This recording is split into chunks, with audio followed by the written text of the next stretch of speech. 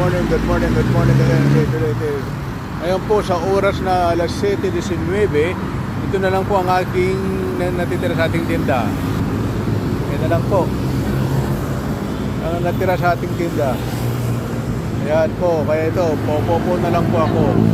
Ayan, popo na lang po ako dito sa aking motor. Ayan. Ayan po, marami na pong tao. Ayan po. Ayan o. Pero ang dali ng sitwasyon ng trapiko dito sa area ko po ay medyo maluwag pa po. Ayan po. Maging ang papunta ng Cubao, lumuwag na rin o. Oh, yan papunta sa kabila po, papunta ng Cubao. Ito yung bandang area ko, ay papunta ng Antipolo. Ayan po siya, ayan.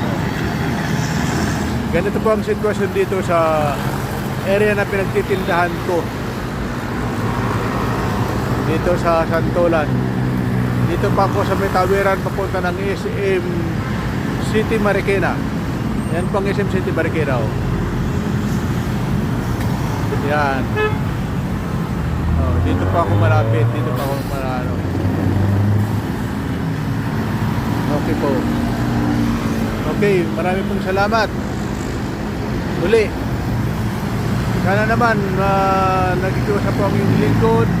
Na kung pwede, pag nagustuhan nyo po ang aking videos, please like, comment, and subscribe na rin. And pakishare na rin po.